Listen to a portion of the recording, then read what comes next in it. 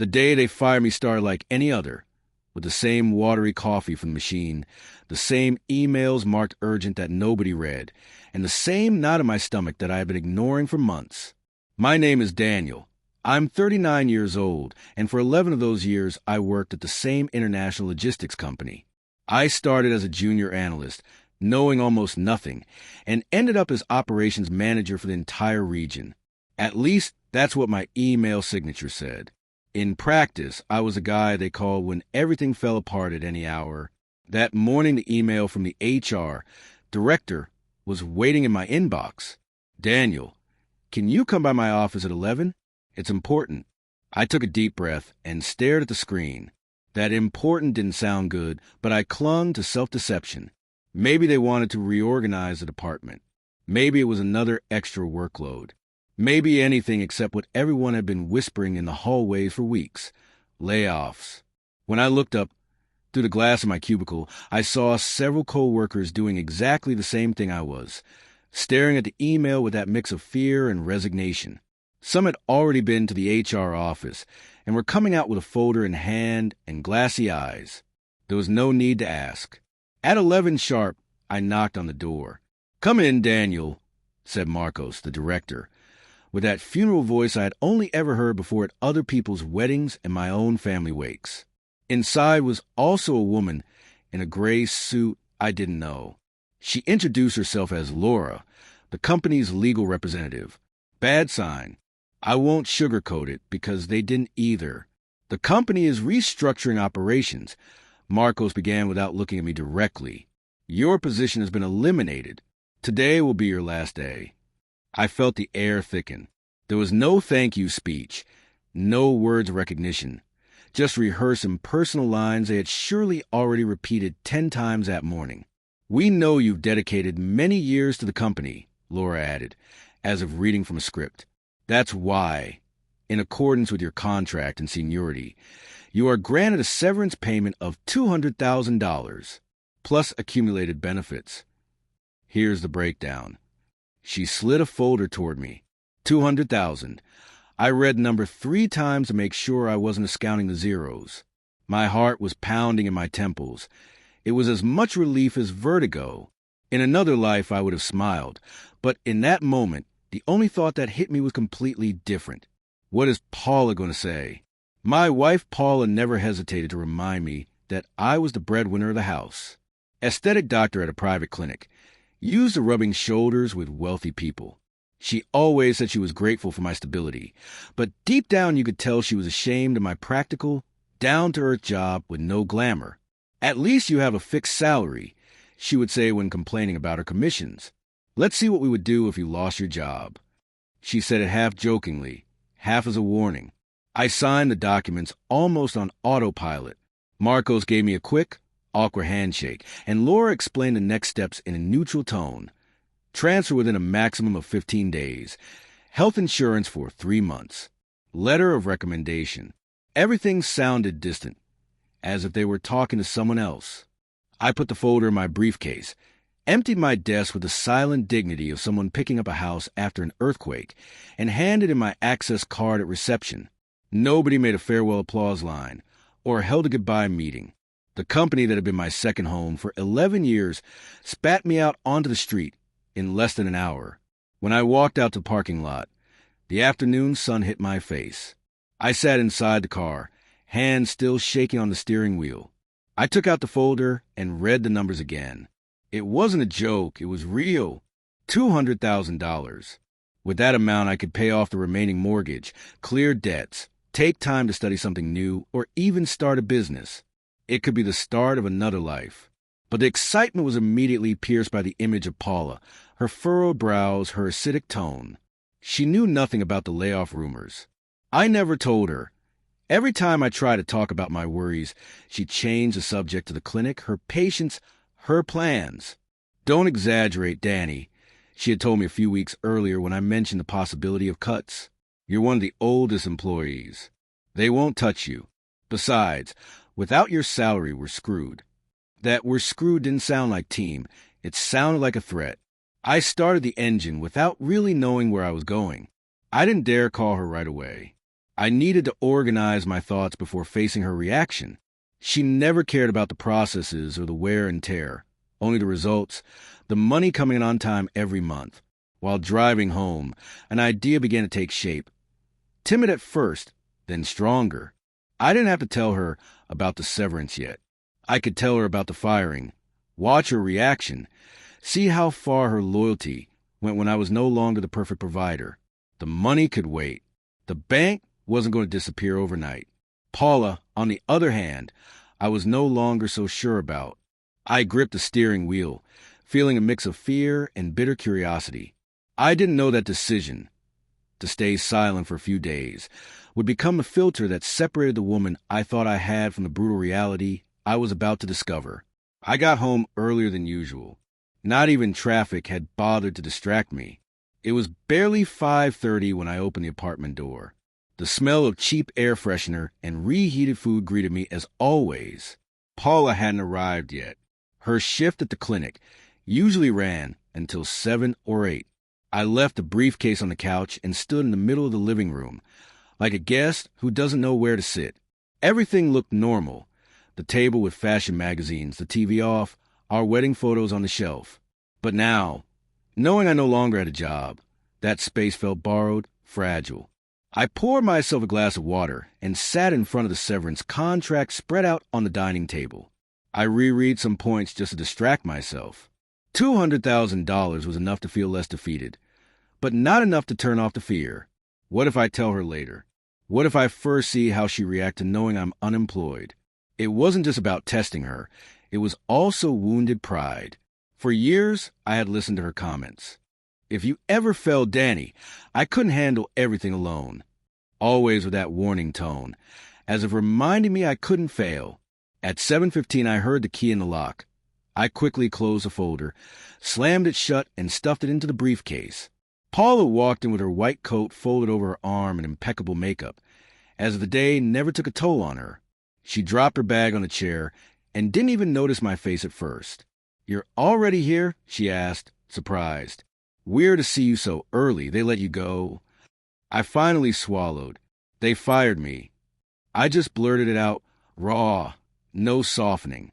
She blinked a couple of times as if she hadn't understood. "What do you mean they fired you?" Her voice rose an octave. "Are you joking?" I shook my head. "Layoffs. Restructuring. You know." "No, I don't know," she replied, throwing the coat on the armchair. "And why you? There are people way more useless than you there, Daniel." It hurt that her first reaction was to question the company's logic, not to worry about me. I didn't hear a "how are you" or "what do you need," just disbelief and irritation. "It happened, that's it," I said, trying to stay calm. Today was my last day. Paula started pacing the living room, hand to her forehead. "This can't be," she muttered, right now when we were finally starting to stabilize. The mortgage, the car, my courses, everything. "What were you thinking, Daniel? How did you not see it coming?" The blame fell on me naturally, as if I had forgotten that I wasn't the one making layoff decisions. There was no way to prevent it. I answered, "I don't own the company. But you were always staying late, always solving crises, always bragging that you were indispensable." She emphasized that word with mockery. "And look how they repay you. You weren't even able to keep your job." That blow I felt in my gut. I clenched my fists on my knees. I wasn't bragging. I said quietly, "I was just doing my job." "Well, you didn't do it well enough, did you?"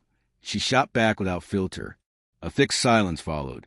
I breathed deeply, so as not to say the first thing that came to mind. Paula looked me up and down with a mix of frustration and contempt I didn't know she had. Or maybe I did, but now it was naked. "How much are they going to pay you?" she finally asked, as if that was the only thing that really mattered. "Did they give you anything, or did you leave empty-handed?" That was the moment. I could tell her the truth. I could mention the $200,000, watch her tone change, watch fear turn into relief. But something inside me resisted. It was almost instinct. "The fair amount," I answered evasively. "A small severance, nothing to write home about." She opened her mouth, indignant. "Small? Daniel, You can't be that useless even at that. Her face turned red. You're a waste. So many years there for this. To come home like a failure with a small severance. The word hung in the air like a stain. Waste. I felt something break inside me. It wasn't just pride. It was some old thread that still held the idealized image I had of her, of the woman who said, "We're a team," when it suited her. "Be careful what you say," I whispered. "No, you should have been careful." She continued mercilessly. "Now what? Are we going to live on air while you find your calling? Because I already know you. You'll want to reinvent yourself now. Take a course, start a business. We're not in a position for your crises, Daniel." Her words sounded rehearsed, as if she had imagined them many times, waiting for the exact moment to spit them out. "I'll find another job," I said, feeling humiliation burn in my face. "I have experience, contacts." "Yeah, sure." She rolled her eyes. "And meanwhile, I'll break my back, keeping everything afloat." No, I didn't marry to support a man who lets himself get fired just like that. That cold sentence marked the before and after. It wasn't fear, it wasn't stress, it was pure contempt. She went to the bedroom and slammed the door. I stayed alone in the living room staring at our wedding photos. We were smiling, young and confident, as if the future owed us something. In that moment, while hearing her phone vibrate over and over behind the door, I had an uncomfortable certainty. It wasn't just the money at stake. There was something else in her tone, in her impatience, in the way she talked about carrying everything. Something I still didn't want to name, but that would soon become impossible to ignore. That night we barely slept. Or rather, I didn't sleep. And Paula lay down, turning her back to me with the phone in her hand and the screen lighting up her face.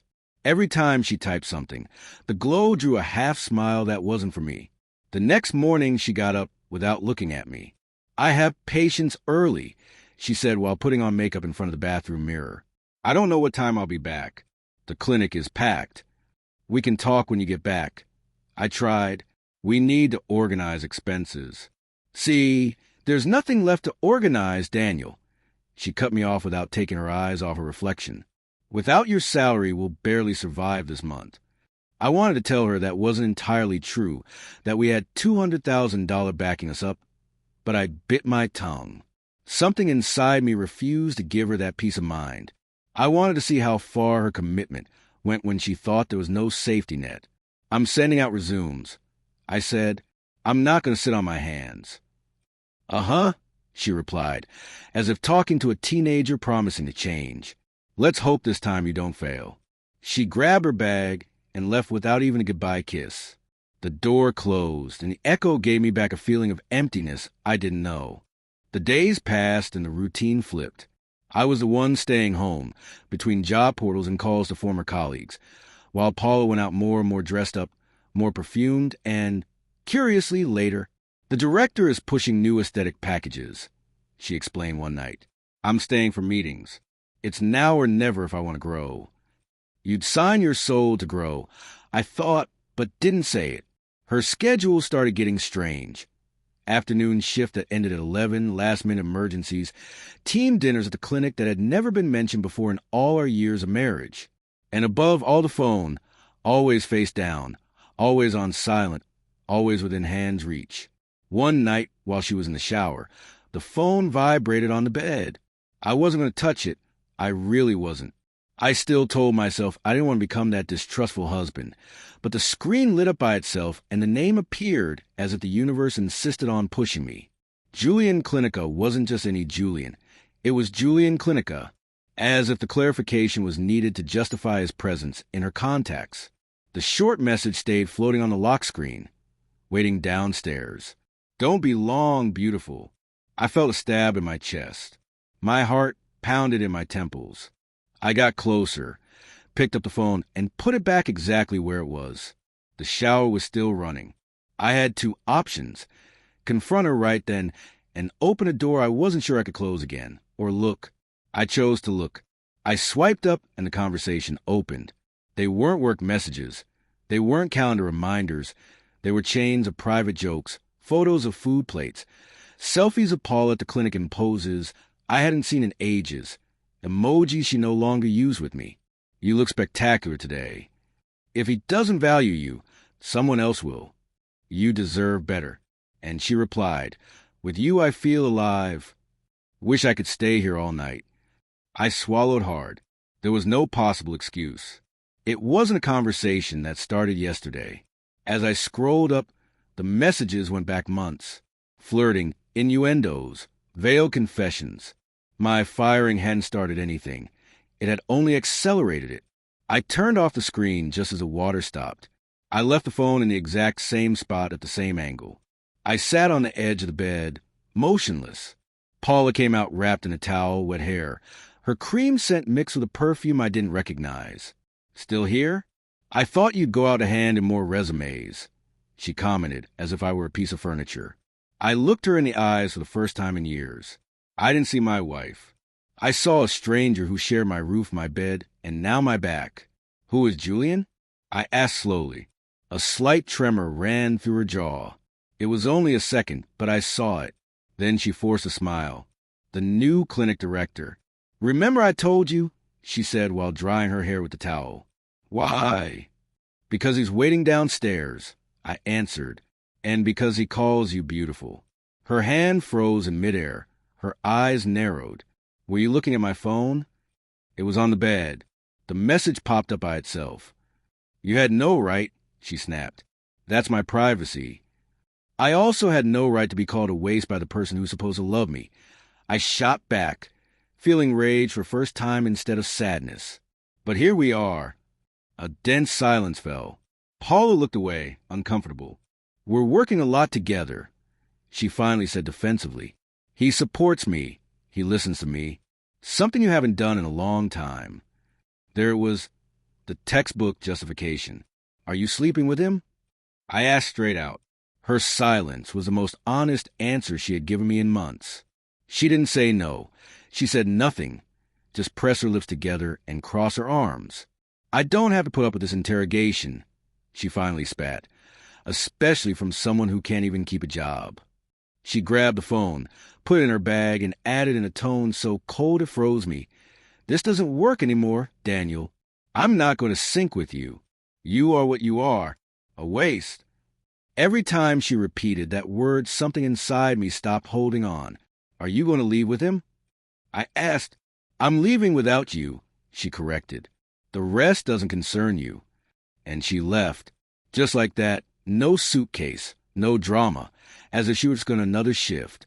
But I knew, with the bitter certainty of someone who had read the right messages too late, that door wasn't closing just for that night. Paula had left believing she was leaving me in ruins, believing she was abandoning a man with no future, completely unaware that while she ran off with her new support, she was leaving behind someone whose account was about to receive $200,000 and who for the first time was willing to spend on a life where she had no place. Paula didn't come back that night, nor the next, nor the one after. On the third day, she stopped sending short, dry texts about needing to pick up some things or needing time. She simply vanished. Her absence was so fast and clean, it almost seemed she had been rehearsing the exit for months. The house felt huge. The silence had a strange echo, mixed with the habit of hearing her heels, her video calls, her exaggerated laugh when talking about patients who paid her in cash. At times the pain was so strong, I almost grabbed the phone to call her. But every time I was about to do it, one word flashed in my memory like a neon sign. Waste. 1 week after the firing, the severance hit the account. I saw it in the banking app. An obscene figure full of zeros that contrasted with the loneliness of the apartment. There was no toast or celebration. Just me sitting at the dining table staring at the number as if it weren't mine. $200,000. I could do many things with that money. I could buy a better car, move to a bigger place, travel, scream to the world that I wasn't the failure she had painted. But the first thing I did was simpler. Pay off the remaining mortgage and clear all debts. Watching the figure decrease because of decisions I made, not someone else's whims, felt strange and liberating. The following days I filled with paperwork, calls, meetings with former colleagues who now showed great understanding, as if someone else's misfortune reminded them how fragile their own stability was. Some connected me with companies. Others offered consulting projects. For the first time, I didn't feel rushed. I didn't need to jump at the first job that appeared. I had something I hadn't known how to value for years: margin. With that margin, I bought time for myself. I started waking up early, but not to face emails, just to walk. I went down to the park, breathed, let my head clear of Paula's noise, the company's noise, the word waste. One day, while having coffee at a nearby cafe, I ran into Martine, an old university classmate. We had lost touch years ago. Unlike me, he had taken the entrepreneurship path. I set up a small logistics consulting firm, he told me. Nothing huge, but stable. I'm actually looking for someone with regional operations experience like you. I laughed, thinking he was just being polite. I'm serious, he insisted. I couldn't pay you what you made at the multinational, but we could become partners. I have clients, you have the know-how, and if you have a cushion to get through the first months, we could grow. I looked at him. A week ago, that idea would have seemed crazy. Now it sounded possible. I have a cushion, I answered, thinking of Paula without naming her. And I feel like never again breaking my back for a company that throws me out like trash any day. We agreed to go over numbers, make a plan. For the first time in a long while, I saw myself in the future, without depending on my wife's judgment, without imagining her raised eyebrow, her "Are you sure?" loaded with contempt. 3 weeks after she left, 3 weeks without seeing her, until she finally showed up. It was a Saturday afternoon. I was organizing some papers for the newly created consulting firm, a simple name, a provisional logo. When someone knocked on the door and I opened it, there she was, impeccable as always, but with dark circles that even makeup couldn't fully hide. "Daniel," she said in a tone I didn't recognize, halfway between pleading and habit. "Can we talk?" I stepped aside. She came in as if nothing had changed, looking around carefully. She immediately noticed the bank envelopes, the contracts on the table, my different expression. "I found out about your severance," she blurted out, almost breathless. "A friend at the clinic who knows someone in HR told me." There it was, the breaking point. "I see," I replied without meeting her eyes. "And I assume she also told you I'm no longer a waste." She bit her lip. "I was very upset," she began. "I didn't mean my words. I got scared, Danny, seeing you without a job, without anything. I thought you were going to collapse, that I'd have to carry everything. Julian was just there." "Julian wasn't just there," I interrupted. "You put him there, months before my firing." She went quiet. Then, as if changing strategy, she stepped closer. "We can start over," she said. "Now with your severance we can reorganize, invest, pay off the house. I can leave the clinic. If you want, look for another place." "We can know," I said with a calmness that surprised even me. For the first time, she was the one left speechless. "What do you mean, no?" she asked, incredulous. "We're married, Daniel. We've been through so much together. I went through a lot with you. I corrected. You went through me. That's the difference." I looked her straight in the eye. I saw the woman I had loved. Yes, but also the one who had humiliated me at my worst moment. The one who left with another man believing she was abandoning me in misery. "You didn't leave because I had money or not," I continued. "You left because in your head I was only worth something while I was useful, while I paid bills, while I supported your lifestyle. The day you thought I was no longer useful, you called me a waste and walked out." She took a deep breath, as if about to cry, but she didn't. "I was confused," she insisted. "We all make mistakes." "Yes, I made a mistake, not seeing who you really were. Good thing your mistake came in time." I knew she understood there was no going back. When she stopped acting, her shoulders tensed, her gaze hardened. "So you're just going to stay like this, alone with your little consulting firm and your pride?" she spat. "Let's see how long it lasts." I smiled, tired but firm. "I'd rather stay alone with my dignity and whatever I build with my own hands than share a bed with someone who sells me to the highest emotional bidder. And yes, with my consulting firm and my $200,000. Thanks for not being here. You saved me the dilemma of having to choose." We looked at each other for one more moment. Then she took a breath, turned around and left, this time with no intention of returning. The door closed behind her, and it didn't sound like loss. It sounded like closure. I was alone in the living room again. But now the silence was different. It didn't weigh, it didn't suffocate. It was a silence full of possibilities. I took out the consulting contract, placed it on the table, and signed. As the pen glided, I thought of the word she had used to define me: waste. I smiled at the last stroke. I wasn't a waste. I had been taken advantage of for years by someone who never knew how to see my value. The good thing about falling so low is that when you get back up, you no longer accept less than you deserve. And I was finally starting to believe I deserved something better than a wife who walked away without looking back and only remembered I existed when she smelled money. True,